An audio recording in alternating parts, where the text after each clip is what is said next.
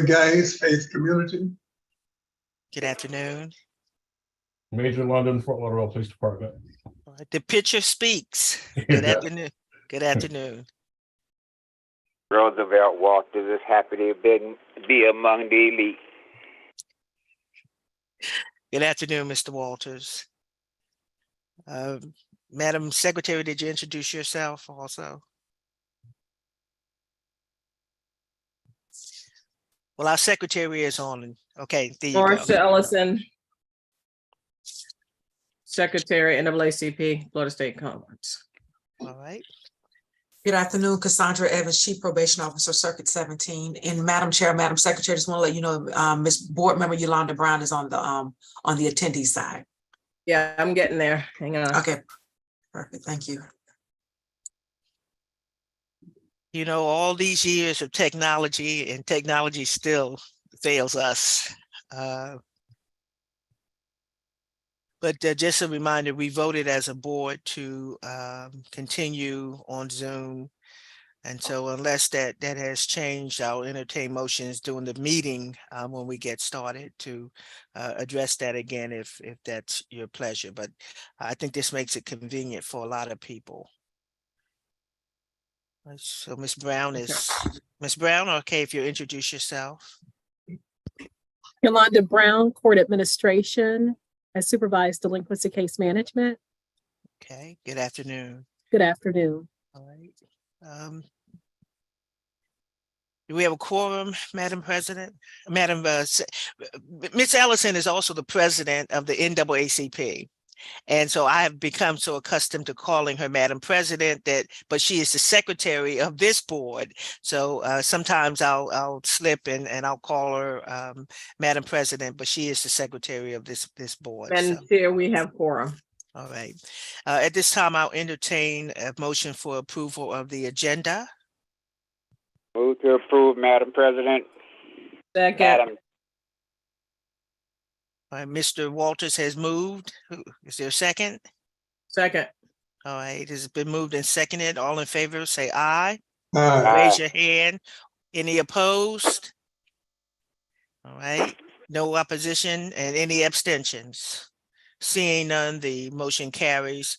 At this time, hopefully you've had an opportunity to go back and see the the recorded minutes of what this CAB's last meeting was on in January. So I'll entertain a motion for approval of those minutes or the video. move to approve as recorded, Madam Chair. All right. Second. Yes. All right, there's a second. I had two people speaking, so I'll give it to the interim task superintendent, Dr. Wanza, as the second. All in favor of approval of the minutes, please signify by raising your hand or saying aye. Aye. Any opposition? Any abstentions? The motion carries. Just want to remind you of the norms of this committee. I don't think I need to, but you know, sometimes when you don't do it, that's when things go awry. So I'll just remind you to please put your cell phones on mute or vibrate or off, whatever you can do to make sure it doesn't ring and interrupt our meeting. Please raise your hand or put up the electronic hand to be recognized to speak. I'm going to ask, unless you're presenting, if you're just asking a question or something, try to limit it to 3 minutes. Sometimes that's difficult to do considering the subject matter, but do the best you can. Remember that there are others that want to speak or be heard after you. Please respect all opinions and viewpoints. You may disagree, but that's fine. That's what makes this public discourse function. Everybody can't be monotonous and agree to everything, but please respect the opinions and viewpoints of others. And please address all board members respectfully. Do the best you can. I was only kidding with Major London because he always puts up a picture of himself that looks real to life, but if you look closely at it, it's not moving or breathing. So I did that as a moment of levity with Major London. All right, I'm going to go on. We have Colonel Holmes. If you want to introduce yourself, he's here. I apologize. I've been having technical difficulties for the past 10 minutes trying to get on, but finally got on. I'm Colonel David Holmes. I am the Executive Director for Department of Law Enforcement with the Broward County Sheriff's Office. All right, good afternoon, Colonel Holmes. All right, I'm going to start with the chair's report. I will say this. I've got, over the past few months, I've gotten requests for people to present and to speak to this board. And that's all well and good, but what I normally do is I've asked them to send me what they'd like to present to this board, not just fly blind, because it may not be relevant to this board. A lot of people think that this board can recommend them to get money. And I have referred them to Chief Evans, because she represents DJJ and she's the liaison to this board to make the determination, you know, is this something that this board should? I understand that the statute says that we can make suggestions for grants and things of that nature, but to take up the time of this board without us knowing, it may not even be relevant to what we're doing and what we're saying. And it's wonderful that they want to present. I welcome presentations, but I'm having difficulty with folks wanting to give me stuff and to explain the purpose of their presentation. So I have turned down a few people. So they're you know, not all that pleased with me, but that's how I live my life. If everybody's happy with me, I'm not doing my job. So we have a lot of important things going on and things that we're talking about. And like I said, a lot of things may not be germane or relevant to what we're doing here. And I'm not the gatekeeper as to what's relevant, but if I don't know what they're going to do and they just come in and flat, you know, can I share the screen, and they just start throwing stuff up, and we're just like, we don't get to the business that we have on hand. So that's the purpose of that. So in case you hear anything about that, blame Alona Holmes. Okay, I'm so used to it, and you can call me and I'll be more than happy to discuss with you. I'm also going to bring up something. We may not have time to fully discuss it, but I'll try to get the relevant people to come and talk about it at a later time. I was at a town hall meeting and I heard one of the school board members speak about the learning gap. As you will know, that the pandemic has or caused school closure, but schools weren't closed the entire pandemic. The school board quickly responded by putting classes online.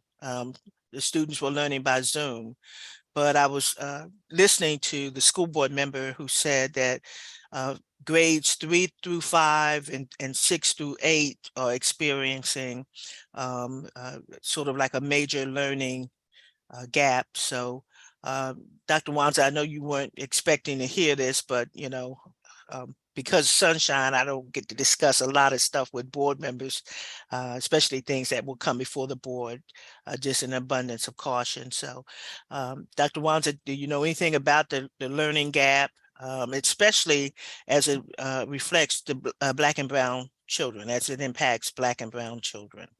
So good afternoon, everyone. Good So we're actually having a board workshop on the 21st to actually go over student progress as it relates to their progress in for the new standardized testing that's coming, one, but that's not the only thing.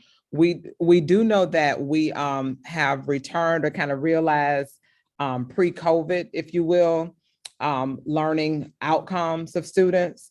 We did a lot of things last school year to address potential learning losses among students, where we had approximately 200 different, I'm going to call them intervention type opportunities for students across every school, where schools actually did a myriad of either before school, after school, or during school type of intervention tutorial services for students.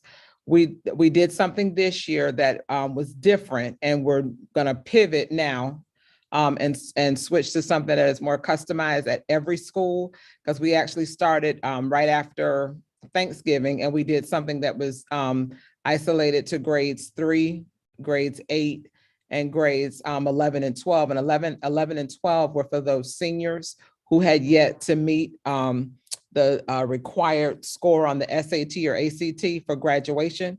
So we did that. In our new strategic plan, there's still, some concern that's been voiced around the goals that are there, because the board's expectation is for 100% of our students to get to grade level performance, and we are not there in many grades. So we're having a conversation with the board on February 21st in a board workshop to talk about where our students are as after the performance assessment that's given by the state. We had the first one earlier in the school year. The second one just ended right after winter break. And then the third one we know will be later in the spring. So we're going to have that conversation. And I know we're sunshine. So I will speak with the board member, because I'm not sure what presentation you're actually referring to. So I would like the opportunity to just do a little bit more research. It was at a town hall that was sponsored by the NAACP. Okay. And that board member was newly elected, Okay. Dr. Holness, Okay.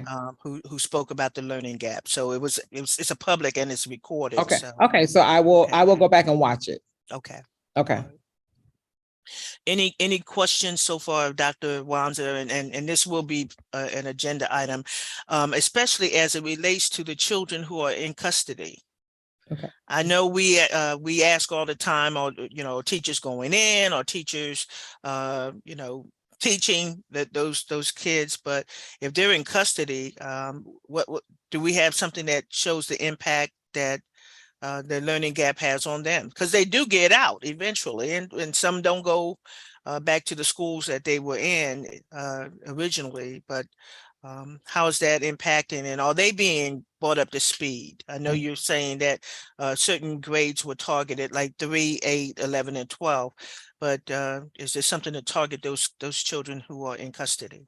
So there may not be anything specific as a call out to them, but there are opportunities to do that. And one of the things that we did do is, if there were students, we did provide the Saturday tutorial services at some of our residential centers, the ones that's under Whitten Rogers. So we did provide that, where our staff was there on Saturdays to work with students in the facility on academic content.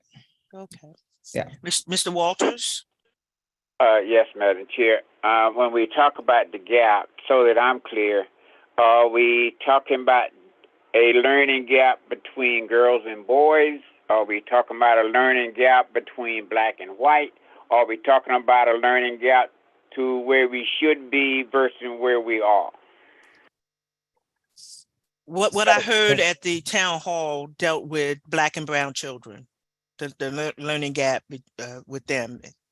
But the learning gap with black and brown children is compared to what? To white students. Okay, I just want to make sure that I want to make the right comparison. But you know what, Mr. Walters brings up a very valid point. Can we also address the gender gap also? In whatever you can report back to this body. So thank you, Mr. Walters. But I'm sorry, Madam Chair, but just so I'm clear, is there a specific date, a specific meeting that you would like to have this, or you want something ahead of time, just so I'm clear on the. Well, the reason why I asked for the presentations or what you're going to present in advance is because I need to know, if I schedule something for 15 minutes, that means you need to scale it down to fit in that 15 minutes so that the board will have an opportunity to ask questions. So if the board has and you know what, this is standard. It's not something I came up with. I teach all over the country, and my teaching materials are sent out a month before I show up, so that the students aren't just learning blind. They have my materials and they could follow along with my presentation. And it kind of shortens the time that we have to answer a lot of questions. They already have something in their mind. So if I don't touch upon it when I'm presenting and I throw up my slides, they at least will say, well, your materials on page something will say. And so it shortens the time. Even our sororities and fraternities have done that now too, so that you're not there all day long. So if I can get information, and then we have members of this board who are not, present on the Zoom, but they're listening by phone. And sometimes it's difficult for them to see when things are thrown up on the screen. And so that's why I asked, so that the board members get it in advance. And as many members of the public that email me that want it, after our meeting, I certainly will disseminate that. But it's difficult to put cram a whole lot. And if I give you an hour of time, we don't hit the meat and potatoes of what we have on the agenda. So that's the only reason why I asked. So if you send it to me and I think you're going to need more than 15, 20 minutes, I'll make sure that our agenda reflects that you're going to have that time. I'll give up the chair's report time. I don't mind doing that. But without, I'm not going to fly blind with this committee. I think that will help everybody, and Mr. Walters will certainly have his copies in advance, because his questions are very germane. So I appreciate that. So if you can get me something, your workshop's on the 21st, so that means sometime by March, the middle part of, okay. And so I may schedule it, if it looks like it's just 2 or 3 pages of something, I could probably squeeze that in for the March meeting. But if I don't get it in enough time, it's difficult for me to say that. And then, if you send it to me by email, and I appreciate that, anybody can send things to me by email, you tell me how much time you think you need. But it's like being in court. The lawyers would tell me, Judge, I need 3 hours. And I said, no, you need 1.5 hours or something, so you can kind of see, you listen to the evidence in the presentation and you kind of know how much time is going to be done. So if you can get that to me, I really would appreciate it. I will follow up. Yes, ma'am. All right. Thank you so much.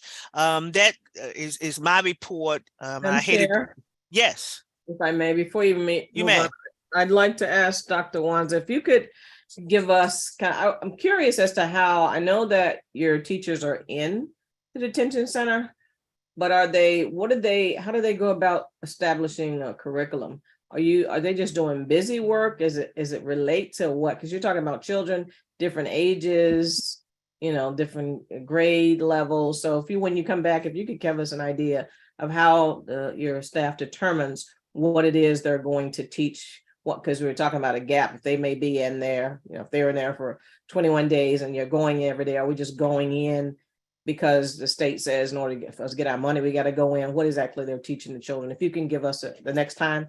Right. I'll what I will also do is I'll talk with the teams. We can give you a little bit more so you can see when they come, if they're going to be there for, let's just say 18 to 21 days, what that conversation looks like, and looking at their transcript, what courses they're in, how do we match the content? The good thing is that the district has the majority of the content online for teachers to disseminate. And so we, in our learning management system called Canvas, that we completely built out during the pandemic, where it's all standards-based aligned instruction. So we kind of make ready resources for teachers, but I certainly will bring that follow-up. I almost said President Ellison too, Madam Secretary. All right. Okay. Does that answer your question so far, Madam Secretary? Sure. And just one other thing. So I know if some of the kids will return to school at some point, is there, and I know that there is has been an issue with getting your class assigned work. If they were at, let's say Promise, if they were at Promise, they're working on getting their homework to Promise, or getting, there's different situation. Is that one of the situations where if you had a classroom work actually that they could get, and if you all have made any progress in figuring out how to get their actual classroom work to a kid, if that's a thing when you come back? Thank you. You're welcome.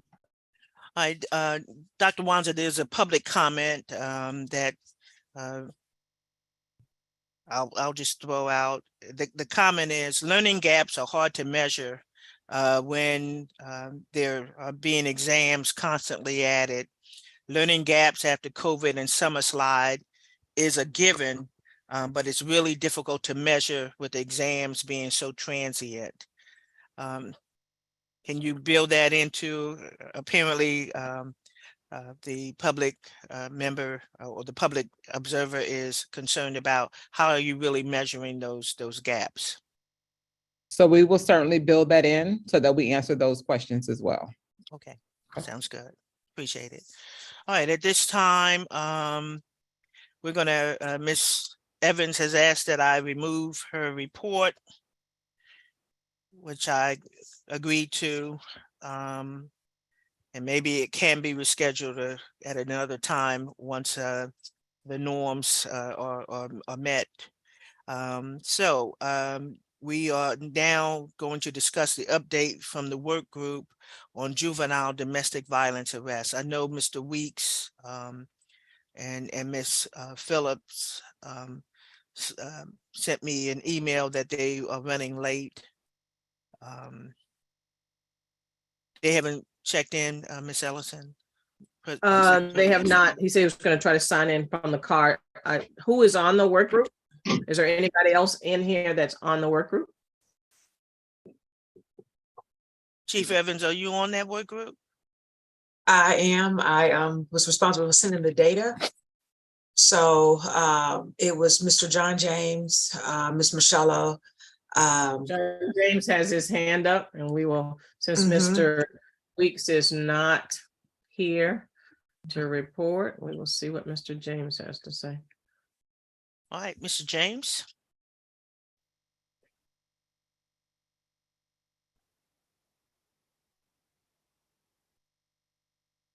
Mr. James, you ready to report? Coming over. Give him a Oh, second. okay, he's coming over. All right. Okay, you are ready. Good afternoon, Mr. James. Hey, good afternoon. Once upon a time, I was a panelist to this board, but now I see that I've been downgraded to just a member from the public to view this meeting. So that way, I didn't have an opportunity to speak up at the time or even introduce myself when you were giving the introduction. So I'm going to just go ahead and get it. I'm going to take this moment now. Well, let me clarify that since you want to bring it up during my Jesus, I couldn't even get an email with the agenda or anything. Mr. James, we let you speak, but Mr. Weeks is the designated member of this board. Now, if you wish to be a member, you can send me an email. Okay, if you send me an email pursuant to the statute, and that would be, for the record, statute 985.664. If you would send me an email telling me that you wish to be a member of this board, I certainly will consider it and elevate you to become a member of this board. Is that okay? That's quite fine. I think I'll do that. Then I'll make sure I send that email right over so that way I can become a member. I appreciate it. I mean, Miss. Okay. Thank you, Judge. I know y'all think I don't know the law, but you know, come on. Let me see where Gordon is. This is going down a. So listen, to the board, thank you guys for an opportunity to present the information. We did receive the data information from the Department of Juvenile Justice. We had an opportunity to review that data to look at just kind of how domestic violence is being impacted, or the juveniles' impact of domestic violence here in Broward County. So we got some numbers to report back to the board, just specifics, so to say. So last year, and here's the thing the disclaimer I kind of want to put out there initially as it relates to this information, is that from the data that we received, it really looked at those juveniles that had their first contact with the system, and they had their first misdemeanor arrest. So to understand that, you have to understand that if little Johnny had picked up another case earlier on where he may have been arrested for a misdemeanor prior, let's say in 2021, and then in 2022, he got into some type of verbal confrontation with mom or dad, and what led to a physical altercation, that little Johnny wouldn't have made the data that we received. So the data that we receive is good data. However, it does miss the little a portion, because it only deals with children that have contact with the system for the first time, which is still surprisingly, even given that, there still was 108 individuals that had contact with the system for the first time last year with domestic violence. So when we looked at the numbers, we was able to break down that information, and we took it and we looked at it from based on gender. So the first thing that we noticed is that males represent about 53 females arrested and about 55 males arrested. So that's about even kill. That information is important to us because as we start having a conversation regarding respite, there's the conversation saying that, hey, we need to make sure that we have enough space for boys. And I keep reminding Judge Williams, Judge, listen, I know you keep saying boys, but you've got just as many little girls being arrested for domestic violence cases, and their mothers are, strong lines saying, no, they cannot return home. So it's extremely important to look at this information as it relates to the little girls as well, because there needs to make sure that we have respite beds available for them. And then just to be very clear about this as well, there is no respite beds available for little girls, whereas as little boys, they do have an opportunity here in Broward County, even in the current structure. But for our young ladies, we do not as the current state. Then we will look at it based on race. So as it relates to race, of the 108, 60 were African-American, 26 was Hispanic, 21 was white, and then 1 was an American Indian. So that represents about 50%, 56% African-American, 24% Hispanic, and 19% white. And then when we look at disposition, so how are these cases resolved? How are these cases being handled? Well, we found that about 38 of the current cases are still open. So out of the 108 cases, 38 of them are still open. But we found that even with that number, there was still a lot of those cases still in diversion. So there's still a number of cases still in diversion. One of the cases was no pros outright. 26 of the cases were non-filed. And then we had 43 cases that were resolved by way of diversion as well. So a large percentage of the cases that are actually taking place, those cases are being processed by way of diversion, and they're making court, but not staying in court. So they may be coming for the 1 or 2 first appearances after they're removed from the detention facility, but coming in once or twice to sign up for diversion, and then after that, then we don't see them anymore. That's what I take from that. And then as it relates to victim information, we wasn't able to pull the entire 108 because 38 of those cases we didn't have any probable cause affidavits for, but we had 70. We was able to pull for 70. So of the 70 that we were able to pull, we found that the victims largely were mother and father. So 51 were mother and father. You had 15 occurrences of there being siblings, and then 4 were others, meaning that it was either an aunt, 1 was a girlfriend. I have no idea how that is domestic violence, so forgive me. And then we had 2 occasions it was a grandparent. So that's what the data kind of tells us. So we see where we have a way to address this. We're hoping that we can use this information to actually come up with something to continue to work towards progress with dealing with domestic violence here in this county. Mr. James, when you were telling me that there's 70 PCs that you for everyone listening to the probable cause affidavits, that the victims, 51, it dealt with either mother or father. What were the other numbers? I know 4 were other that you just explained. What's the middle? The other 15 was either a brother or sister, a sibling.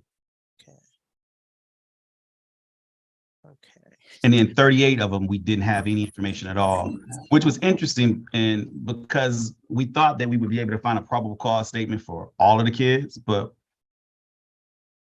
I think there's a situation where some of the kids may not be actually, they're probably not being processed at the JAC where they're being arrested.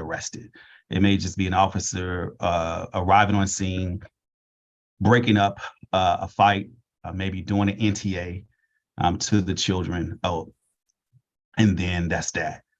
And I'm making that assumption. That's a huge assumption. I wouldn't. Law enforcement would know that greater than I would. Of course, the state attorney's office would know it, and especially Department of Juvenile Justice. But I'm making that assumption. All right. Well, I got some hands up, so let me go in order. But I certainly want to definitely hear from Ms. Mashala because she can answer some of my questions. So, Mr. Raud, I saw your hand up. After Mr. Raud, Mr. Walters, you get to ask your questions, and then I'll go in any other order that hands go up. Mr. Raud? I think that's Mr. Weeks. He is on the road.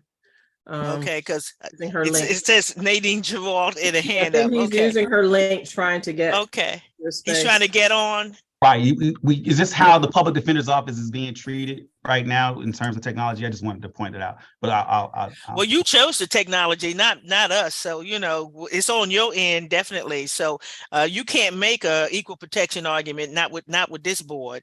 We take it as we get it. All right. So while he's doing that, The representative is said he's on the line holding the representative who double booked and decided he was going to get on from the car. Mr. James, your boss. He had this on the schedule, so this public defender's office decided to take this route. Thank you. I don't know that we can do it better than this, Madam Chair. He says he's on John James's link. Then we have Nadine, but then he has his head. So I don't think the public defender is ready for prime time today. Can he at least speak? Can you say something, Mr. Weeks? No, ma'am. Okay, we can hear you. Go ahead, sir. We can hear you. Can you hear me? Yeah. Pull over on the side of the road so you don't get a ticket for distracted driving. I'm pulling over right now. Thank you. Yes, I appreciate it. And yes, I'm having technical difficulties. And yes, I'm also trying to be active in our community. I just left Williams Dandy. I'm trying to speak to some young kids. So I apologize for the technical difficulties, but I'm doing the best I can. All right. So you heard Mr. James's report? Yes, I did. Okay. What do you wish to add to that, Mr. Weeks? I concur with Mr. James's conclusions on the findings in the report, and I will defer all the questions on that issue to Mr. James. All right. Well, stay tuned, but please be careful driving. Colonel Holmes said he'll send out an escort for you to get you to somewhere where you could speak to us safely. All right, Mr. Walters. Thank you, Madam Chair. I'd just like to ask Mr. James, it's difficult for me to believe that Black kids are this much worse or badder, meaner, crueler than white kids. And I know as we've been going along for years and years, we always try to determine what caused the disparity in the numbers. You got 60 African Americans, and I think you said only one white. No, Ms. 21 white. 21 white. That's still a huge disparity and a difference. Have you tried to grind down and see what's the disparity, or we just got a whole lunch of bad little Walter kids out there? So I don't think that we have a whole lot of bad little Walters. It might be Walterlina that we have. And I think that from reading the probable cause affidavits, and if I'm just being really honest with you, Mr. Walters, is that what we run into is cell phones have come to be the curse. They're the devil. That when parents go to punish these children, and they take away the technology, they act and they act out. I will say this from the thing that I understand from reading this, and I think Ms. Michelle may have a different opinion. I'm of the opinion that what tends to happen is that parents are looking for respite. And what I mean by that is that they run into the issue where they had enough with their children. Something happens and they figure they'll call law enforcement, get law enforcement involved, have that child leave the house, and then have that child stay in the detention care for 21 days. Because here's the other thing that's interesting about reading all this information, and I read all of this as it comes through my office, is that of this, a large percentage, and when I say a large percentage, I'm not sugarcoating this. About 90% of the probable cause statements that I've read, those parents don't want to prosecute and they never want to give a statement. Only about 10% of them really want to see it through prosecution. They truly are only looking for someone to intervene, to stop a fight from happening, and looking for an opportunity for that child to be removed from that home for that night or that 21 days that they can have it. A lot of times, those parents don't even come and they don't follow through with court. Some of them, they'll take an opportunity to have the cases processed through diversion. But then oftentimes, and I think Judge Ribolo can attest to this, they'll come in court and say, I'm not looking to prosecute. I want the charges dismissed. Ms. Michelle can attest to this as well. I don't know why we look to the court system to do this for us. However, it's this kind of what it's become. Right. Madam Chair, can I yes. follow up? Yes, you may. I guess my problem is when you say when you were looking through the affidavits and this is what you came up with, did you look through the application that involved white kids and black kids and made a comparison, or did you just look at the black kids? I looked at all kids, Mr. Walters. I didn't look at it from a demographic or gender basis or race basis. I looked at every single one. So that was the overall conclusion. There's one parent, and I can tell you this, where it wasn't even an issue where mom contact law enforcement and did everything she could because her son has a mental health issue. And she did what she could do to have the child removed from the home to trigger SIP placement for that child. And we did everything we could to have that child placed, and he's now placed. So we got involved to assist with that placement because she couldn't get any other help outside of the court. And it's shameful to say that she dealt with the court. The only way she could get help for her child who was dealing with mental health issues was by calling law enforcement, pressing charges on her child, and then having us get involved to speed up the process to get him inside of a placement facility, a residential facility, for him to get the treatment that he needed. This is sad, and it just sounds like we do have a lot of little bad Walters out there, or we have a failure in the justice system when it comes to dealing with black folks. Thank you, Madam Chair. All right, thank you. Ms. Mashala, let me hear from you. I tell you, Ms. Mashala, you don't get this from me often, so listen carefully. I'm pleasantly surprised with the amount of diversions that your office has done with regard to these domestic violence cases.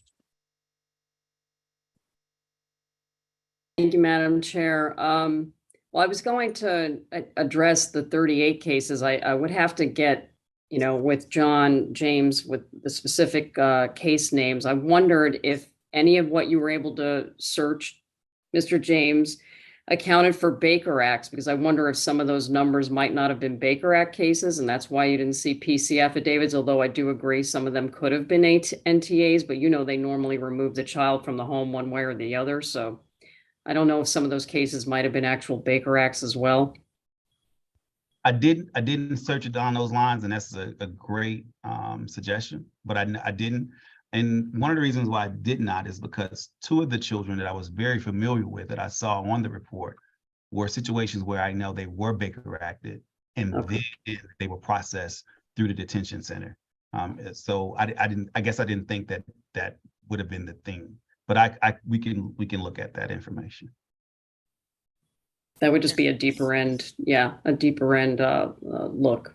Plus, we should probably try to look at it too, because those sometimes are the families that are in need of some of the most help, and they start off with that, and then we try to follow up from there.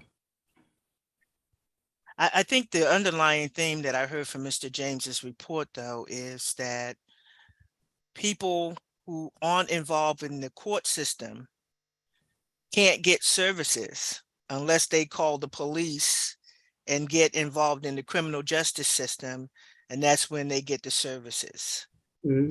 So that seems to be like the underlying problem, and you know.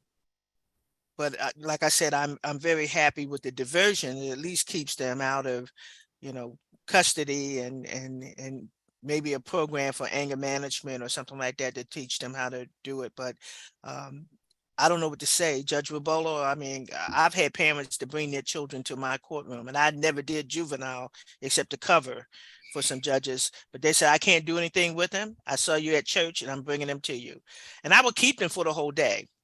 I put them in my holding cell. I take them out, take them over to the downtown for lunch, talk to them, bring them back, sit them in the box, let them hear my hearings. And then I said, you don't want to go to jail, do you? One guy says, I liked jail. It was a wonderful day.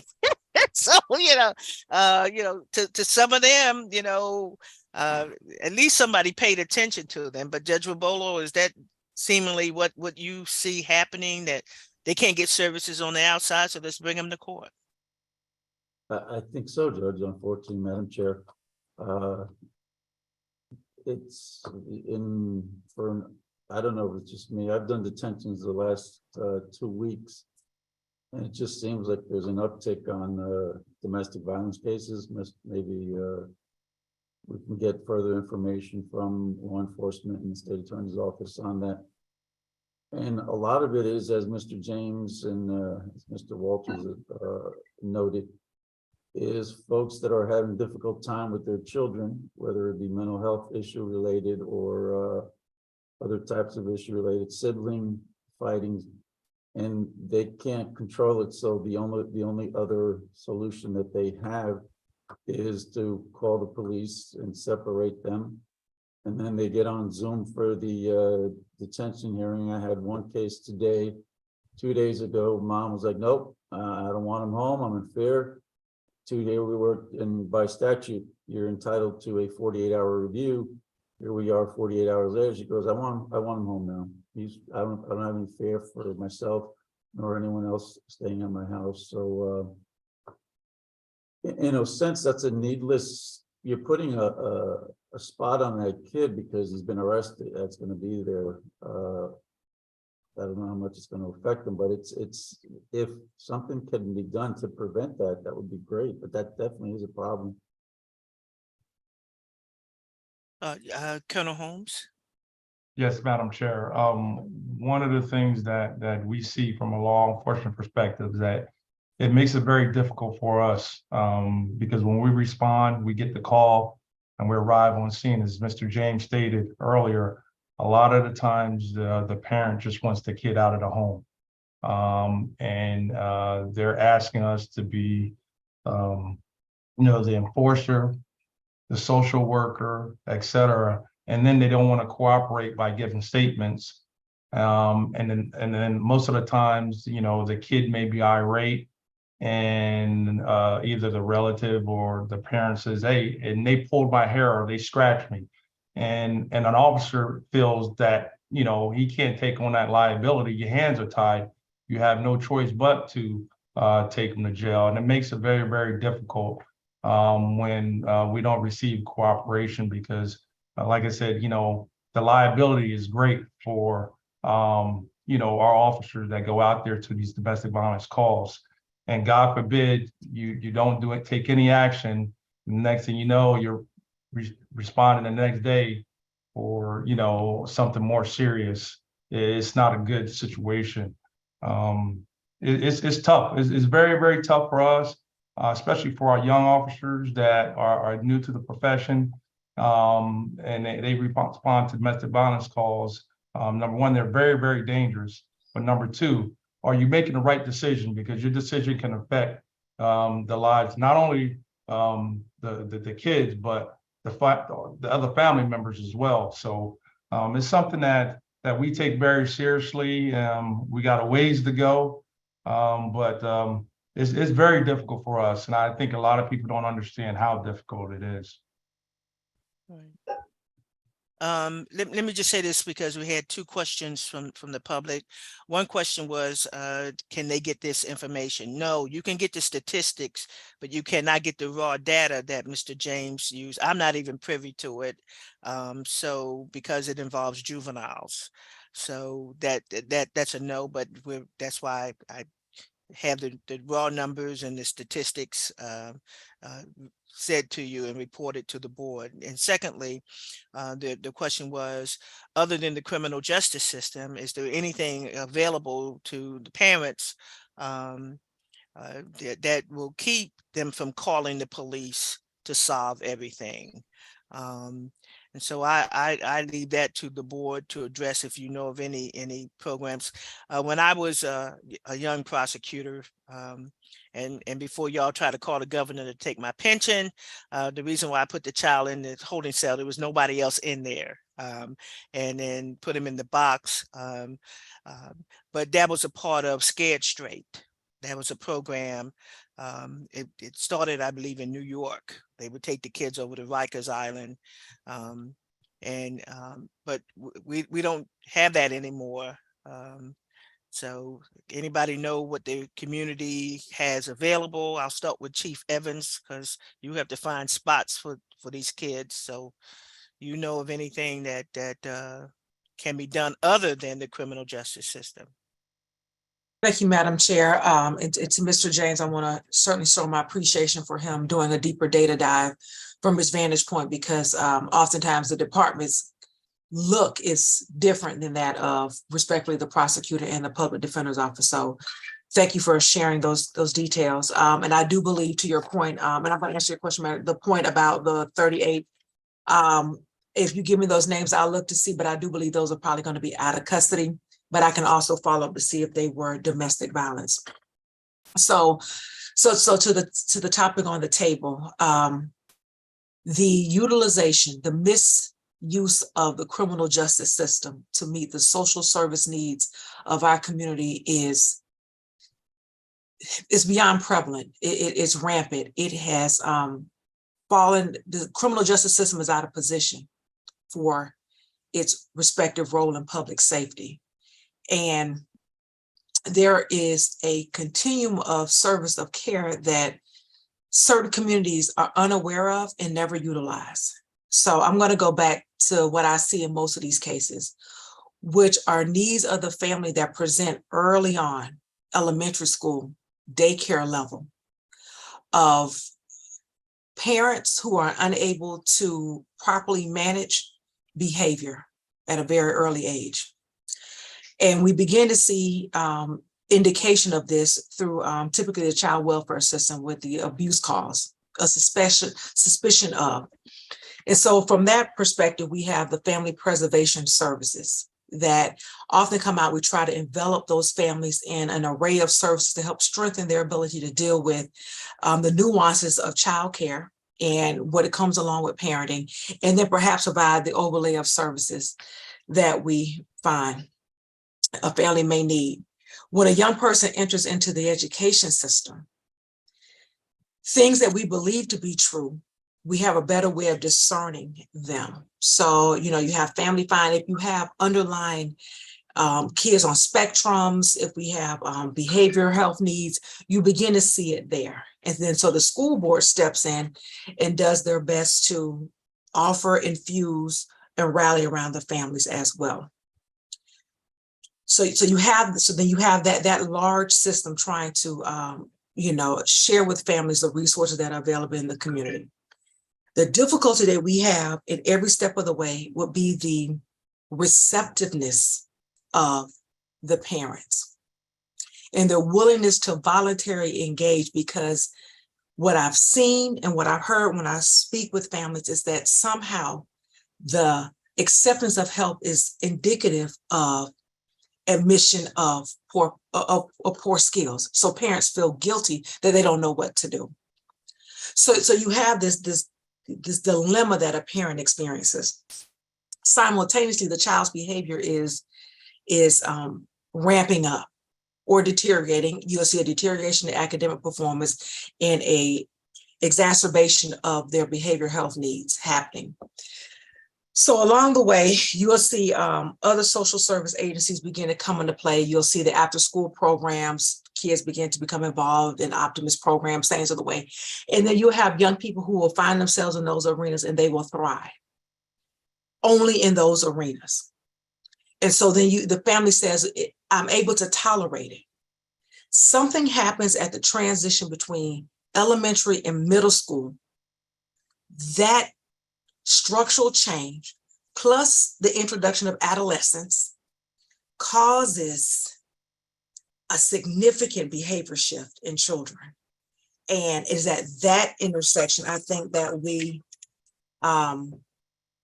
have some missed opportunities. So I just want to just throw that out. If we're thinking, where are we going to infuse this? Then you have the whole range of services, from the youth response team, the mobile response team. You still have family preservation. You have SIN-SPIN services. You have all the prevention services offered by the department, the YMCA, the United Way, Children's Services Council, probably over $1 billion out in the community. Somehow, all those programs are not inviting to a group of families, to a certain section of community. Somehow they're not engaged in those services. And when they show up again in the middle school time, it is, I'm sorry, this is the court's calling me. In the middle school time, those behaviors that were once childlike behaviors become categorized as delinquent. What I have seen that has been raised is something Mr. Walter speaks to, the disparity. I normally notice at the juncture in middle school, the disparity between children of color and white children is the use of the mental health system. Those behaviors and on the Black and brown side go down the criminal justice path. The behaviors for white children go down the mental health path, and you typically see the Baker Acts, that perspective. And I mean, honestly, Gordon brought this up years ago. So I see that bifurcation, and then from there, I mean, the next time you see the young person, they are with a firearm and they are really beating up their parents. And so, long answer short, lots of programs, 211-988. Those numbers are not out there. They're underutilized. They are missed, but somehow 911 is the resource. So in another section of the world of DJJ, Chief Probation Officer, we've been speaking to, when they call 911, how can we do better at triaging at that juncture and not necessarily dispatching law enforcement? Or if we're going to dispatch law enforcement, dispatch them with the appropriate social service supports. So when they get out there, it doesn't necessarily result in arrest, but it results in the engagement in the appropriate services. And we save the arrest power and the energies of law enforcement and the judiciary for those children who really make us afraid. And so again, I apologize, Madam Chair, if it's a long answer short, but it is a very complex system. House Bill 985 from 21 speaks to this matter in the system of care. And in Broward County, we are resource rich, but we have an engagement and a connectivity, a linkage issue. And that's where I think we have a prime opportunity to do something about it. Secretary Ellison, I see your hand. I think Mr. Abell was before me, but since Oh, okay. first Because I thing saw a first, hand floating I'm up there. already- Okay. I'm already talking now, Mike. I Okay. just wanted to, when for the years that I served on the Code of Conduct and Disciplinary Measures Committee, we saw the numbers in elementary and middle school go up. And I don't know where the district is now because we're in disarray for the last however long since Mr. Robinson left. What they were able to do, the previous data person was able to track children and the numbers that went up and the behaviors that caused issues. And they had begun an attempt to try to connect those kids to services earlier on, because clinicians had said the earlier you get these diagnoses, the better. And so they did bring in, a CSE for children who were not responding to traditional services, that sort of thing.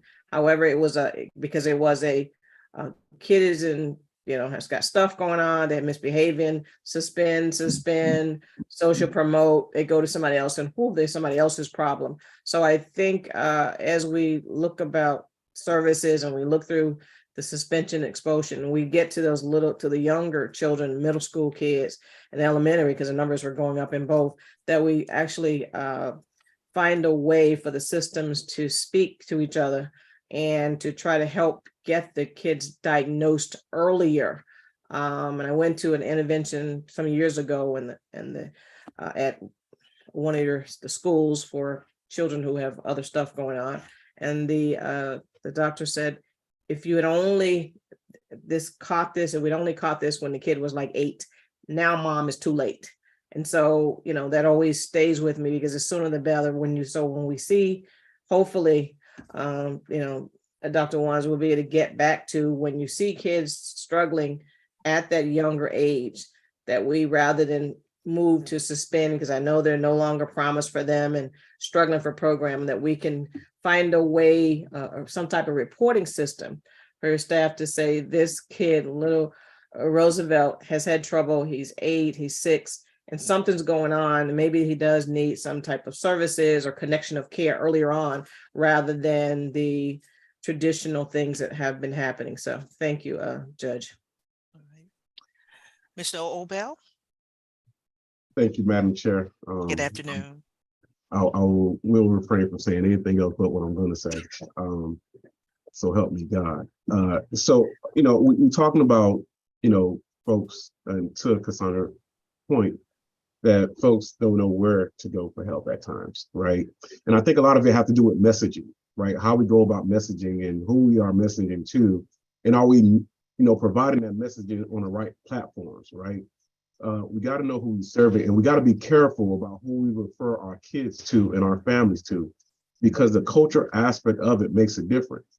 If you send a Haitian family to a white therapist, I can tell you're going to have some challenges off the bat, because first of all, Haitians naturally have an issue with talking to a third party that don't look like them or may not understand their cultural upbringing.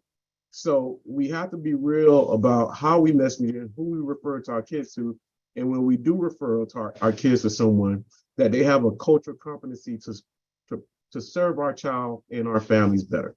So that's one. Two, I think when we talk about family services, so one of the things we've been grateful about at Community-Based Connection, in partnership with many of you all on here who have supported and have been a part of initiatives, is that when we took when the 3311 and 13 was ranked in the state for child removal and from the home, it was a collective of individuals who sat down in partnership with CPIs and ourselves that decreased that number significantly, that now we're not even ranked in the top 5 in the state for child removal or the top 10. We have made significant difference in making sure we keep kids in the home, and that's been through our safety management response team, because we've been able to go out with CPIs and talk about the issue before they make a decision to remove a child from the home. So I think our approach, our messaging, who we select to refer our kids to is important. And what I would be open to in partnership with other service providers, because I am a CSC funded program organization, and I'm also realize that I have stakeholders who call upon our agency to respond to certain challenges and trauma in the community. And I think all of this is important. So when we look at this practice, I would really encourage the state attorney office as well as the public defender office lean upon us more You know, every year they Children's Service Council put out a directory of services that's in our community. I mean, we should almost carry that like a Bible, because if we're talking about saving people, then we have to know who to call when it's time to save. Then we're not waiting till the child is 15, 17, 18. So we all should have that director booklet that can guide us in the right way. And so I just want to encourage that, Madam Chair, for us to take a look at that and be mindful of how we referring our kids and who we're referring our kids to. Who publishes that directory that Mr. Children's Obell is Service talking about? Council of Broward Okay. County.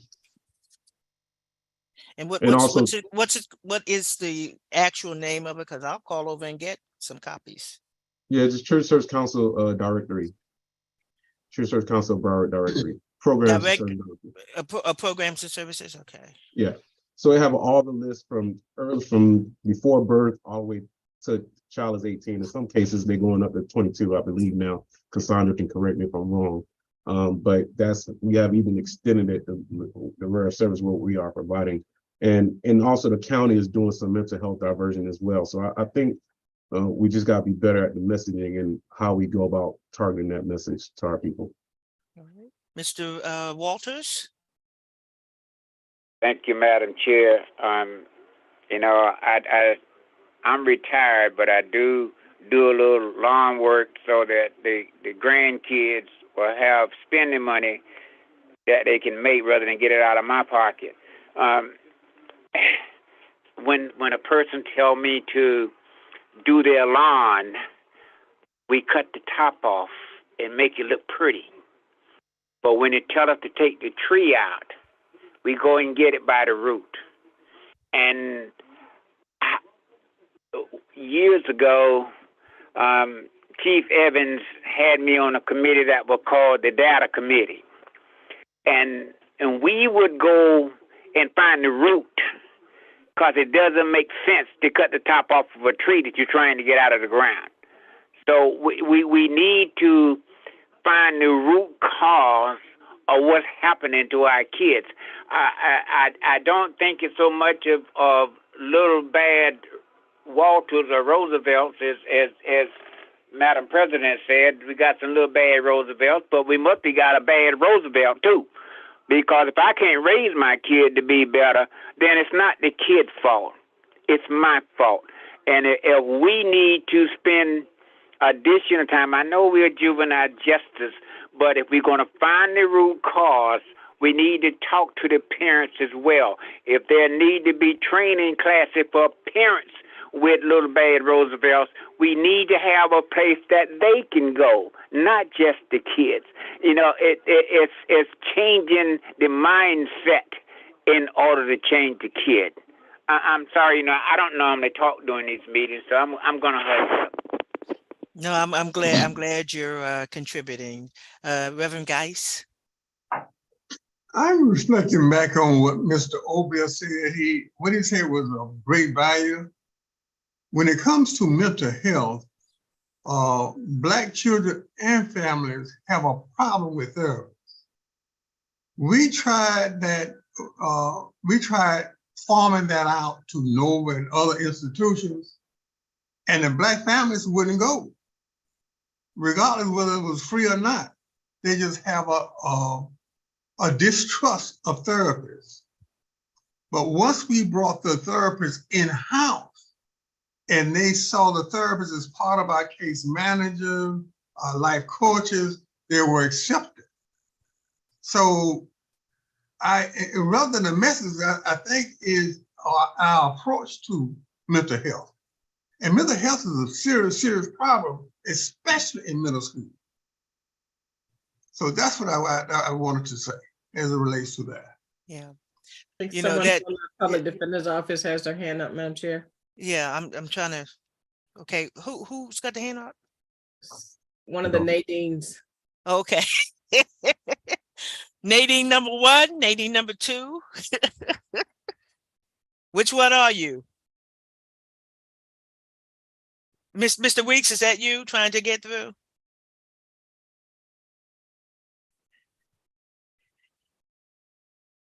Mr. Weeks? All right. Well, I tried so that I don't get accused of discriminating against the public defender's office today. Again, I've been accused of many things. I think this hurts the worst, but that's okay. But you know what? Both Mr. Obel and Reverend Geis have touched on an issue I'm that sorry. is Madam. near and dear to the Black community, and that's number one, that we don't trust or go to therapists, psychologists, or psychiatrists. There's that distrust, and I don't know. And what I have begun to try to look to see if there are Black psychiatrists and psychologists here in Broward that could come and speak to our board. And I only to find out that there are articles, there are a shortage of Black psychologists and psychiatrists for a number of reasons. Number one, they face a great amount of racism trying to go through the program to get their degrees. And then number two, folks don't come to see them. So, I mean, we are touching upon a lot of issues and a lot of matters, but if we can solve one little piece at the time, Mr. Walters was talking about the tree, sometimes you cut off the top to make it look good, and then you have to get down to the root. Sometimes before you get to the root, you got to do a lot of cutting. Okay. And sometimes you have to leave the stump. Okay. But you come back later for it. So I just wanted to point that out. Mr. James. Madam Chair, I believe Mr. Weeks was trying to speak. I think he needs to be brought back over as a panelist. So then that way he'll have the ability to go off of mute and speak. Okay. Secretary Ellison. She controls the technology. I'm just ask him which, because he's not using his own link. If you could ask him, is that the one whose hand is raised? Yes, it should be that one. Now. I tried to bring over a link. He did not respond. So we'll try it again. Okay. Okay. You should be Mr. coming over. Weeks. There he is. Nadine, you don't look like my soror, Nadine Gerard. I'm just saying. Good afternoon, Mr. Weeks. Good afternoon. Good afternoon, everyone. And I apologize, everyone. It's a pleasure being on the other side, listening to the conversation, though. It is a very healthy conversation. And I am incredibly pleased that this board is not afraid of challenges. Getting into that data and digging into that data. I remember when Ms. James and I talked about it, we were both surprised. But it falls back on what Cassandra pointed out. We've been having this discussion for 10, 15 years now. And we've always recognized that there is a need for parents to be able to reach out and get access to resources other than law enforcement. And every one of us that has tried to navigate the mental health system and the service provider system network here in Broward County or the state of Florida has recognized that it's a very difficult system to navigate. It's very difficult to access, it's intimidating, it's burdensome, and it's not very quick in being responsive to critical acute crisis. So parents do what they do. They call 911. And we expect law enforcement to be a therapist. We expect law enforcement to be, a protector and a safety provider. We expect them to be a psychologist. And law enforcement has few tools. They got handcuffs. They can separate. They can, make sure that folks, if they don't want them there, they can remove them. They can arrest them. And unfortunately, the parents, in the time of crisis, is trying to get that crisis resolved, and they're looking at the only tools they have, and that's law enforcement. And it puts all of us in a very bad position because parents didn't have access to other tools. For those of us that are in the system that have access to providers, we may know how to navigate a little bit better. But the average mother or father that's dealing with a child that is disruptive, and they get frustrated, they throw their hands up. And we in the court system do not have the ability to intervene like they believe we could. So that's why we lean so heavily on promise. And I'm going back to promise. We're seeing an uptick.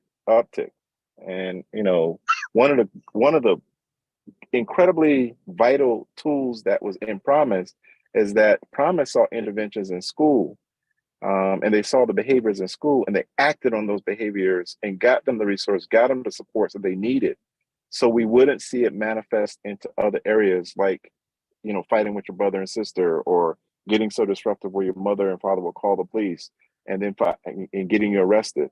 The state attorney may be diverting a lot of those cases, but we should be trying to make sure those cases don't even materialize, that parents have access to resources. And the place where children spend the most time every day was in the schools. And when they were acting up, or where they were sleeping, or whether they were not engaged, it was the teachers that were able to identify that behavior and then get them the resources they need. If they were acting up, to get them into Promise. And then they dug a little bit deeper and they found out that there was a divorce going on in the home, or rent hadn't been paid, or light bill, the lights were off, or, the brother and sister were having issues, or that's when you got to the root cause. And it was a stopgap to prevent, or to minimize the need to involve law enforcement, because you were dealing with the minimal behavior. When we remove that check, or remove that opportunity, that roadmap, or that off ramp of criminal justice, now parents don't have anything. They have law enforcement to call. So we got to take some real deep looks and make some real tough decisions as a community on where we're going to put our resources. I know the Children's Service Council has, a $2.something million, taxing authority in Broward County, and they do a lot of good things. But the Children's Services Council is not 911. So we have 411. We all know about 411, but is anyone calling 411 in a crisis? No, they're going to call 911. So we got to figure out how we're going to better give families that are having other difficulties some support, so they don't have to call the police every time a child is behaving poorly and they feel frustrated. I've been in court, and we've had these conversations in this board where we've seen frustrated mothers that just say, I need a moment of peace in my home. And then they come back a week later and like, okay, I'm taking my child home. They love their child. They just were at a breaking point. You don't know what's going on with that mother or that father, whether they're going to be laid off from work, or they're, worrying about the car that just broke down, or what have you, and they're frustrated. So these are the real life issues that we deal with in court. And although the state attorney may divert, although law enforcement may try to minimize the opportunities for arrest with civil citation, the reality is we got to get these families help, so they do not devolve to just throwing their hands up and saying, just take this kid out of my house. And that's how we're going to address these domestic violence issues, because a lot of this stuff is frustration that's going on at homes. These are kids that do dumb things on, in isolated incidents. They're not bad kids. They're just bad instances that occur that we need to address. So I wanted to just say that to the board. I really appreciate this board, because this board has never been afraid to tackle tough stuff and to talk about candidly tough issues. And this is a real tough issue that we have to address. And it's not only domestic violence. We can see this issue in other areas, but because domestic violence is a discrete area, we can do the deep dive and try to find the problem, but it's going to fix other areas as well. So I want to just say that. Thank you, Madam Chair. Thank you for being patient with me with this technology. I will go back on mute and enjoy the rest of the conversation. All right, Doctor, let me just say this. Interim Broward County School Superintendent Wanza. Oh, wait, let me do the correction. I just had to That's the sign. Dr. Smiley was the interim. That's the sign. I want to get that right. right. That's too much language for me. Congratulations. Congratulations. So listen, I wanted to respond to a couple things, because it is true. Listen, the children spend a large percentage of their day in the schools. And so we do have, every school is charged with having so I've been here too long, so I still say collaborative problem solving team. I think today they call it multi-tiered system of support, but it is that team in the school comprised of the teacher, or the teacher that knows the child the most. Usually there is a guidance counselor, a social worker, The parent is invited to participate as school administrator, and they actually start to do just what Mr. Weeks said, look in, go down to, so listen, the grades don't look good, the behaviors, this, what else is going on, to truly try and get down to what are interventions, support. So I think the question is, we have to go look and talk about the fidelity of what those look like, those collaborative problem solving teams, and the processes, and the consistency and fidelity across all schools. So. Well, we gotta do something because the criminal justice system is inundated with, make the call to get the kid away. And we here are advocating, well, don't arrest them because it causes social issues and mental issues down the road.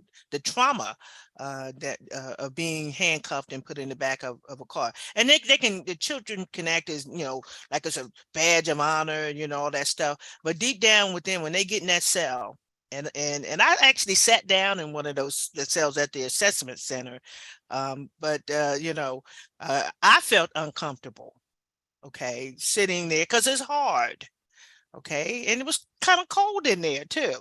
So we're advocating don't arrest them, but we got to find some alternatives or suggest some alternatives. It used to be the church. So maybe we can get the faith-based community even more involved. It's more than preaching on Sunday. You got other things to do. So we've got some ministers on this board. So maybe you all can come up with some ideas that this board can make suggestions. In the meantime, I'll contact I'm not too far away. I don't live too far away from the Children's Services Council office. So I'm going to call and let them know I'm coming by. I want to get that, just maybe 2 or 3 copies of that, and put them in places where you all can read them, or I can make you copies and send you pages. But we got to stop calling the police for everything, because that's putting the police in situations where they have no clue. I know we're training them in mental health things, but they're trained to shoot and to apprehend and to cuff. So we got to get them out of that business of just calling them. The fire department gets called when somebody's cat goes up a tree. It's just we've convoluted and spread things out, and I think that's part of the concern. But I do think if we can start new, well, not really new, but start first with, as Dr. Wanza said, when the child's grades are bad and their behavior is even worse, and because the schools do see these children sometimes more hours in a day than their parents see them. And I'm not disparaging any parent, but they are working, some of them 2 or 3 jobs to pay rent in Broward County. That you got lawyers that can't even afford the rent in Broward County, the PD's office and the state attorney's office. So we've got to come up with, if we can, some topics. And so my segue, talking about the JAC, is to bring up the suggestion and my request. I'd like to tour the regional detention center. So who can facilitate that and make that possible for us to go? Okay, I see hands. Y'all unmute. Somebody talk to me. I want to go. So, and if Judge, yeah, I think as the chair of the CAB, Cassandra as the senior chief probation officer can coordinate something with the superintendent. I was just there with John James and our most recent commissioner, and we had a very nice tour and a very nice conversation, and observed some important things I think all the members of the board should participate in a view, because we can advocate for something, but advocating without having a real good grasp of what we're seeing and what they're doing puts us at a disadvantage. So I would encourage all of us to You know, they got a brand new conference room they just built over there. You know, maybe we can convene I don't really want to see the a pretty meeting stuff. over I there. want to see what the children see, you know, and look. You know, look, I've done enough jail and prison tours. I've been to Rayford, I've been to Calhoun, because I wanted to see where I was sentencing people to. Okay, that was just me. So I've gone to those places, but you know, they and I just told them when I got there, don't show me the pretty stuff. Show me, you know, show me some real stuff. I even ate in the same cafeteria that the prisoners ate in. I did not like that food. Okay, I'll just admit that. But you know, I understand that, and it gave me a good idea. You know, before you sentence, you better remember you've toured the place, you've seen it. Okay, I've seen death row. Okay, I saw Danny Rollins and a couple other people. So, you know, they let me go and see. So, look, I'm not there to criticize or to make a report to somebody. I just need to see where we're housing our children. Okay, that's different than the adults. You know, so as many board members that want to go, Chief Evans, I'm going to ask you to try to set up. Give us, can you give us like 3 different dates or times? And I know everybody's busy, but as many board members that can go. And you know, if you can't set it up, Chief, I'll just let Colonel Holmes handcuff me and say I'm a juvenile and he's taking me over there. But I want to see it this year. I really do. I think it's important. Okay. All right. So y'all make it happen. Okay. So can you our next board meeting is March 8th, but if you can email me some of the dates and times, because we can discuss that at the next board meeting, where we went, what we saw. If it can't be accomplished by, you know, by then, definitely we'll announce the dates at the board meeting, but I'd like to go prior to. And there are people from the public, they want to know, can they go? I'll leave that up. I think Chief Evans, it's different for us because we're on a statutorily mandated advisory board versus just members of the general public going in. So I'll just leave that decision up to you. All right. Dr. Wanza's hand is up. Dr. Wanza? I think that may have been from the last question. All right, so let's move on. And we're not, you know, forgetting, we're going to discuss some more about community alternatives at our next meeting, but I think it would help if we got our hands on the CSE programs and then those. Madam Chair. Yes. Ms. Gaynor put the link to the document. And I wanted to, we want to do missed opportunities. And it's been emailed out already. Oh, excellent. All right. Ms. Gaynor, since your name came up, missed opportunities. I can move her over. Okay.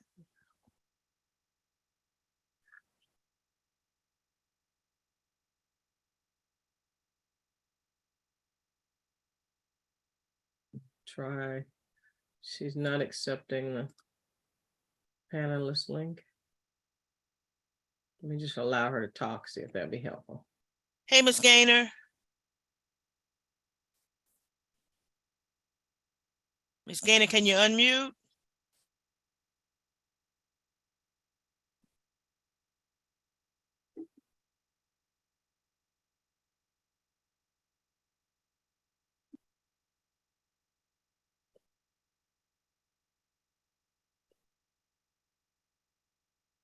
Okay.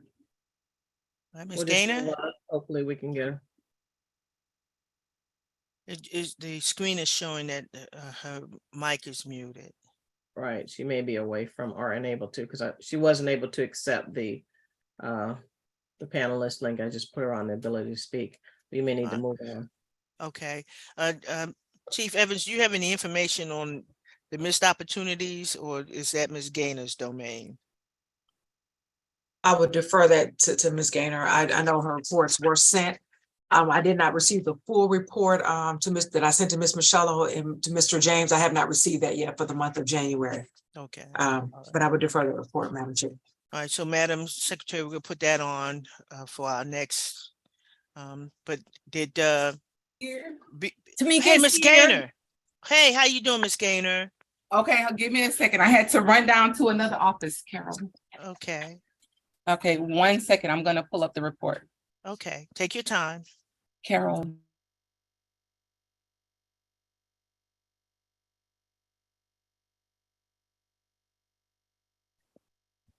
And we're ready when you're ready.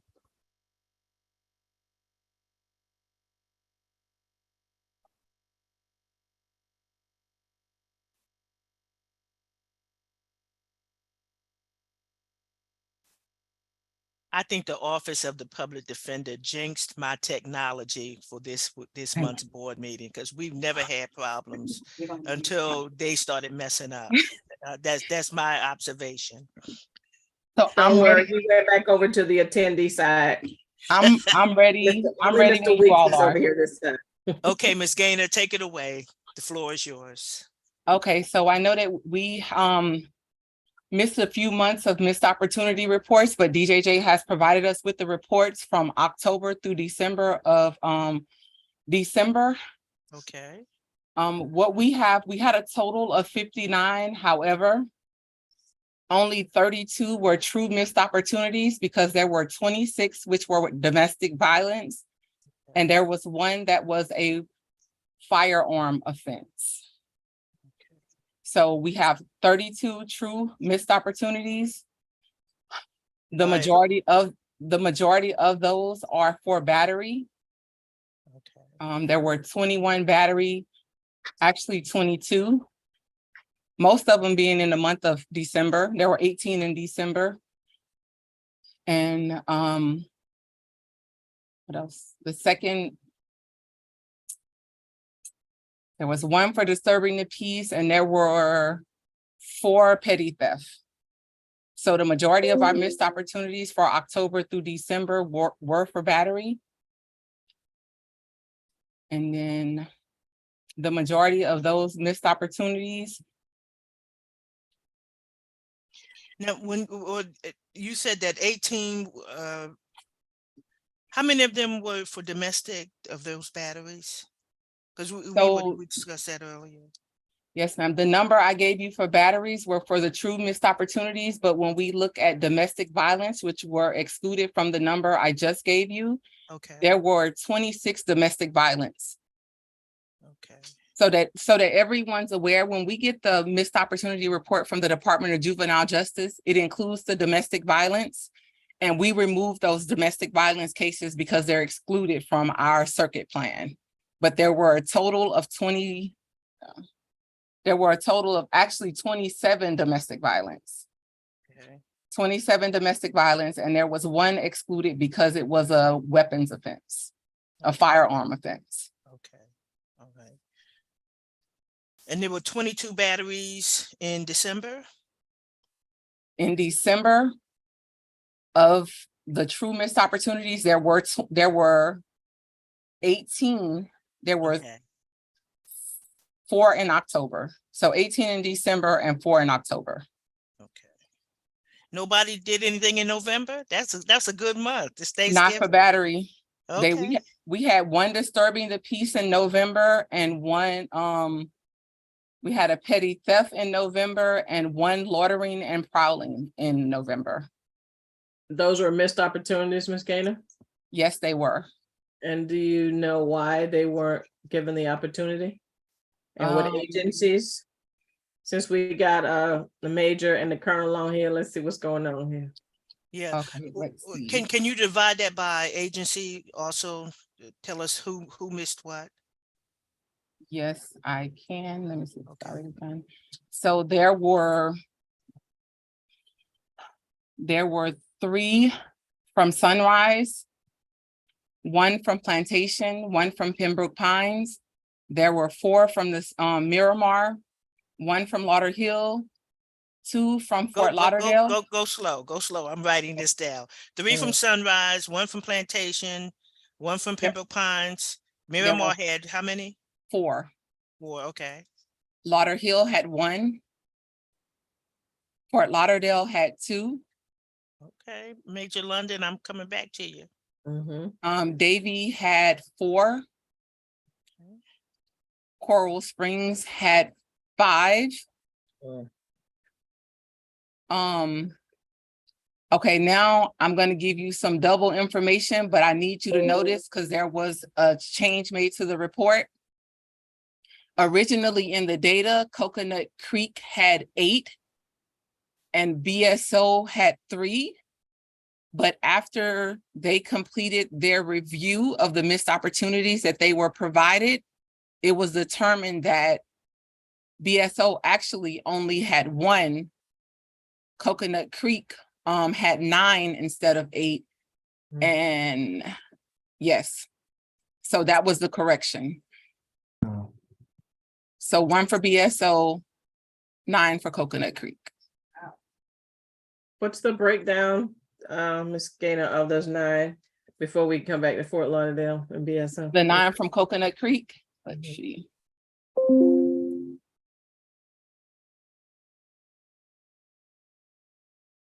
The 9 from Coconut Creek, it looks like they were all battery.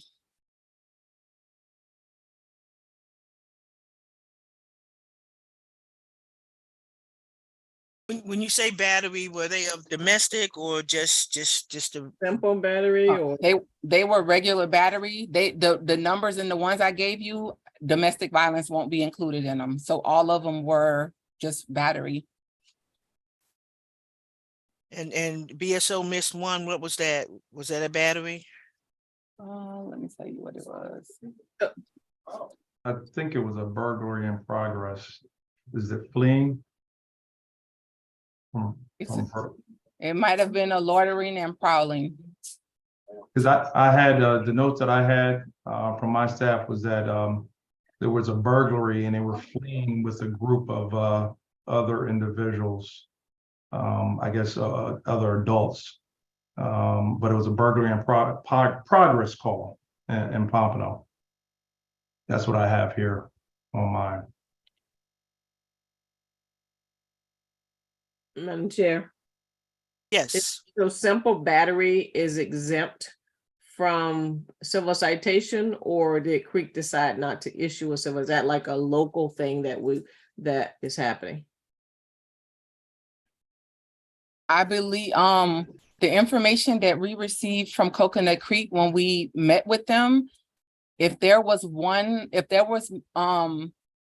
more than 2 combatants in the offense, they wouldn't refer to civil citation. So I don't have the details into what happened for those cases, but they do have an exclusion for when there is more than just youth to youth fighting.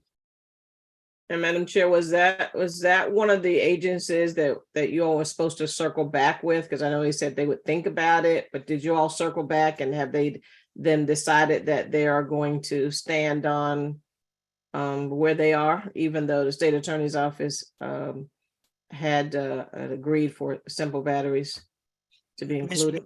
Ms. Mashala, can you shed any light on that?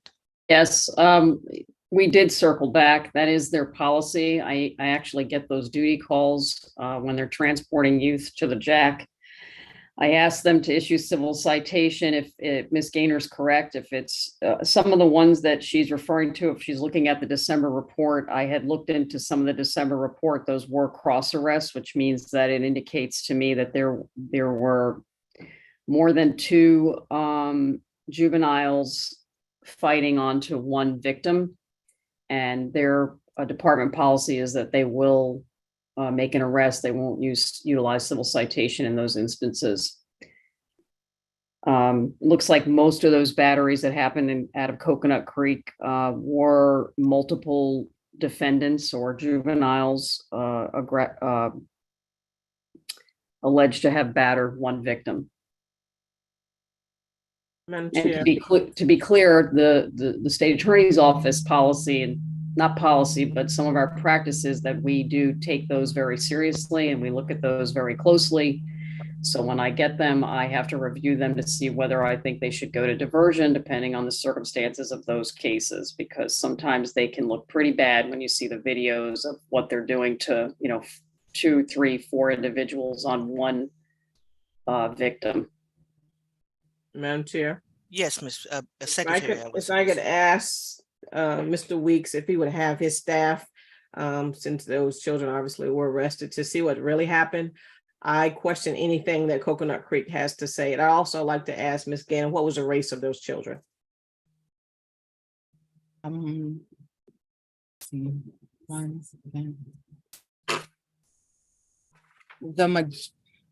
There were 4 Black youth and 3 white non-Hispanic. Thank you. Is that 9? At 7. 4 Black, 3 white, not Hispanic. So what happened to the other 2? That's correct. I'm going to another table because the original ones were on their BSO. So give me a second and I'll give you those. Okay. Colonel, so let me only get Yeah. mine now. Madam Chair, Madam Secretary, I know there was a mistake that was made because it actually occurred in Coconut Creek, but they gave it to BSO, but they corrected it, so I had to go back to Coconut Creek. So y'all not accepting gifts, huh? Exactly. Exactly. Okay. Okay. All right. Just for the record. We hear you, but you still had an L&P burglary.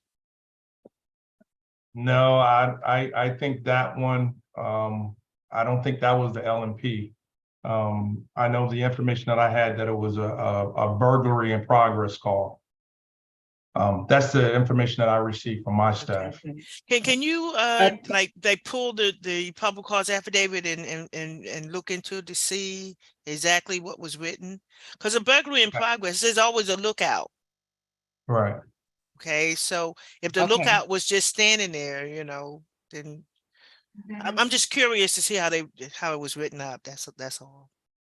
Yeah, because what I have was they were arrested fleeing in a vehicle from a burglary in progress call. Okay. So, There were. but I'll look into it. I'll look into it further. Okay, great. All right, Ms. Gaynor. So there were 6 Black and 3 white. Okay. None Hispanic. Thank you. Madam Secretary, you still have the floor. You I would like to see what the Major has to say about Fort Lauderdale's too. The the 2 for Fort Lauderdale, 1. Well, first I want to say thanks for getting a report to us in a timely fashion so that we do have the opportunity to prepare to give an intelligent response. I did the research on this, and the 1 was in essence a domestic situation that happened at ChildNet. And when I say domestic, it was a battery that was occurring at the facility to where one child was beating on the other. So the officer had to make the arrest to separate them, and they couldn't put them back in the facility. So I'm counting that one as a domestic. And the second one is, in my opinion, it could have gone either way. This kid was a 17-year-old who was part of a group of kids who were hanging out, accessing a stashed stolen vehicle. They were being surveilled by the BSO helicopter as well as our tactical unit, waiting for them to occupy the vehicle, potentially to do more crimes. And when the officers intervened, the kid ran and was subsequently arrested. So he was charged with trespassing. He could have gotten a citation, in my opinion. I spoke with the chain of command. They briefed me on what occurred as well as me reading the report. So they have documented the shortcomings of the sergeant and the arresting officer, and we will do progressive discipline if it occurs again with those 2 individuals. And Madam Chair, if I could ask one last question. You may. What is your policy for those officers that do deny kids who qualify an opportunity for a civil citation?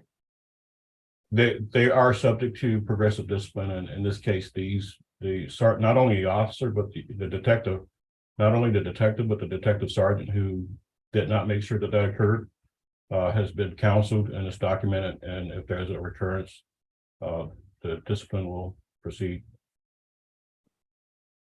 And that's in your policy? Yes, ma'am. Yes. Thank you. All right.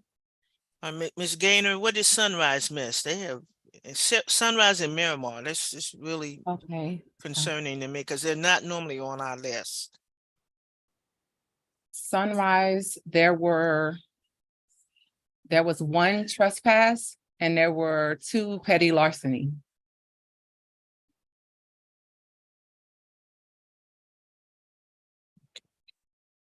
And Gotta do figure they, out, yeah. do they have a policy that prevents it as well?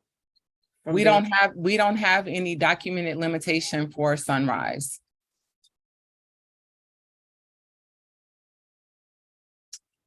Yeah, I was in a meeting at the school with the chief last week. I think we need to probably double back and see what's going on with them.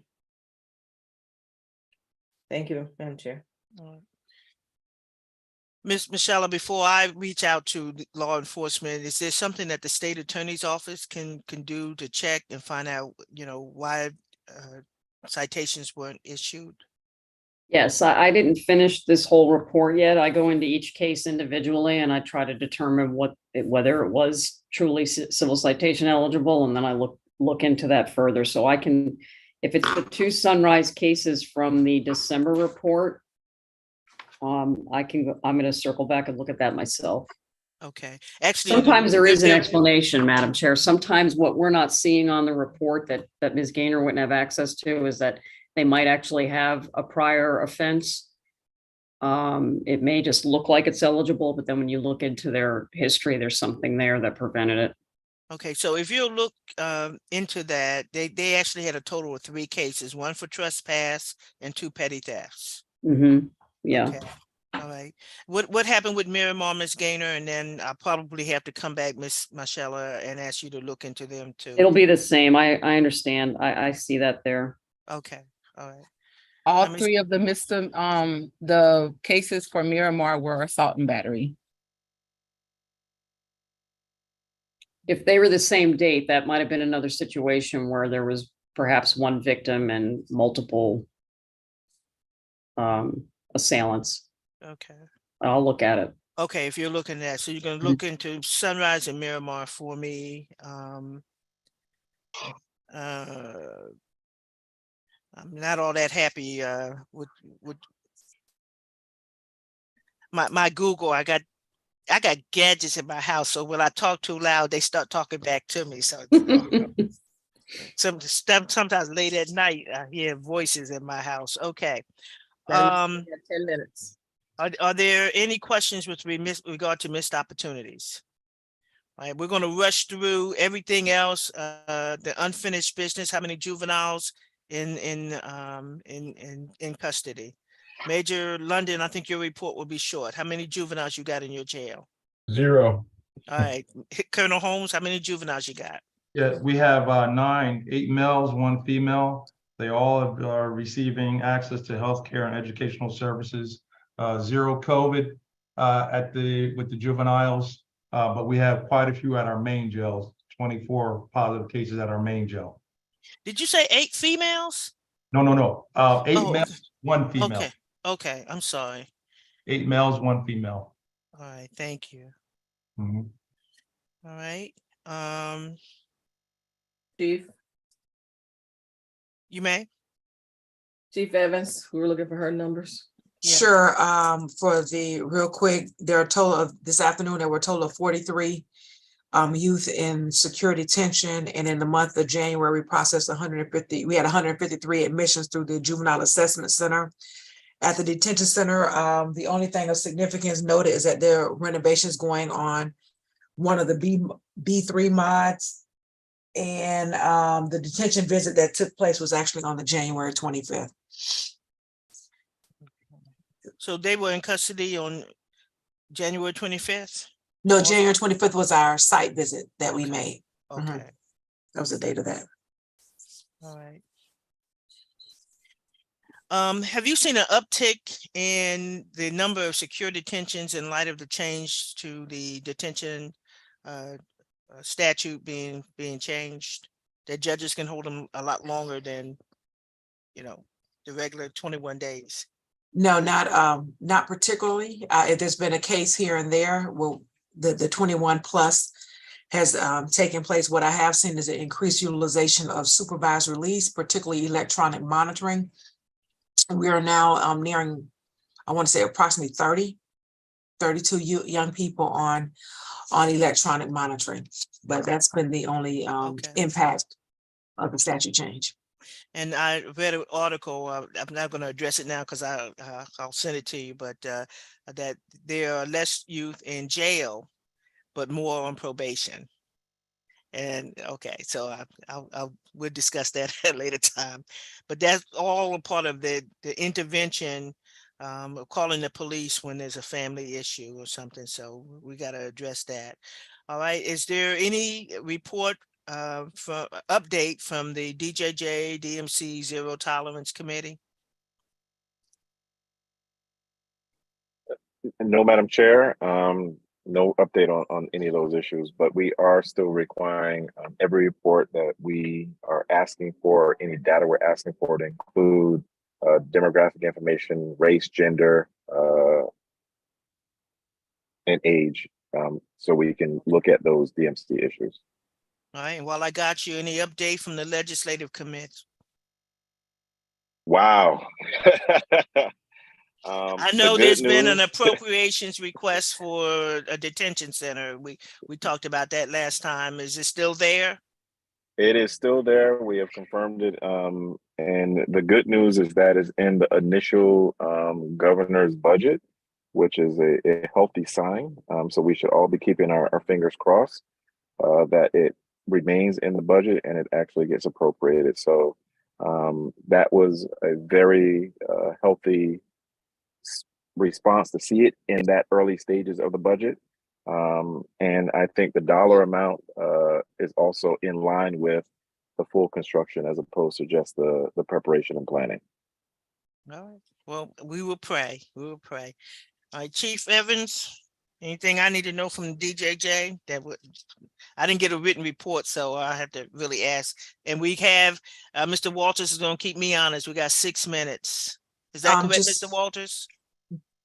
Just real quick, Your Honor. Yes, I did share to be disseminated the upcoming expunction workshop. Gloria, I didn't mean to steal your thunder. That's coming up on the 23rd. So great opportunity for our young people. And I did also want to announce that we had a tour of the potential respite site on Monday, the 6th, to include Judge Williams, representation from the State Attorney's Office, Public Defender's Office, in DCF. And so I thought it went well. Most folks thought the facility was amenable to our needs, of course, with the necessary renovations. And so Judge Williams, again, is leading that charge, which speaks to many of the issues that are resulting in residual problems that we discussed today, not having those resources in the community. So we're forging ahead on trying to tackle that issue. Okay. All right. Anything for the good of the order other than what we've talked about? We gotta, we haven't forgotten mental health. It's just I never got correspondence from the mental health services. So he said he would get something to me so that he could report to this board. But if you know any Black psychologists or psychiatrists, and not just forensic, I know a lot of forensic, but I just need to know, and they would like to report or address this board, I'll certainly extend an invitation. All right. Anything else? Any other announcements? Gerald Bell has his hand up. All right. Madam Chair. Yes, sir. We will be having a gun violence forum on tomorrow at the Pompano Beach Culture Center, which is 50 West Atlantic Boulevard, Pompano Beach, and it starts at 6. So collectively, 6 p.m. 6 p.m. So community coming together to talk about gun violence in the community, to try to eradicate that. Remind him that 1020 life is still real. Okay. Yes. All right. Yes, Colonel Holmes, and then Secretary Ellison. Yeah, just so everyone knows, our undersheriff will be on the panel at the gun violence forum tomorrow. Okay. Madam Secretary? If you all know any students who want to take the AP African American Studies class, or any teachers who want to teach it, please have them contact our office. You all have my email address. Sooner the better. Thank you. All right, and I'm looking at any questions from the community that I've not addressed. Mr. Weeks has his hand up. Yes, Mr. Weeks. I want to announce for the members of the community that we are accepting applications for our Summer Justice Youth Internship Program in our office. If you have any children that are interested in the law, they're welcome to visit our website, browarddefender.org, and click the link for internship, and they're welcome to apply. Do you have any flyers for that? We have flyers. I can forward it to the chair. Yeah, if you could, I can get more traction, and you know, emails get a lot of information out if I can get that information. Okay, so anybody, Mr. Obel, if you have a flyer, but yours is tonight, right? No, it's tomorrow. Tomorrow, okay. If you got a flyer, please email it to me. You never know who I can get it out to. Yes, ma'am. Email it to you now. Okay, great. I appreciate it. Is there a motion to adjourn? Motion to adjourn. All right, it requires no second. Thank you all for your time and your patience, and I'll see you. Our next meeting is March 8th. We're adjourned. Super Bowl Sunday coming up. Dolphins not there, I would think, but. Well, the Cowboys ain't in there either. Cowboys, they're there. They're playing the Cowboys. Yeah, the Dolphins are playing the Cowboys. Okay. Oh yeah, get ready for that. It's coming. Yeah, just couldn't help yourself. Just couldn't help yourself, Mike. Quit while you ahead. Quit while you are ahead. Have a good evening. Take care, y'all.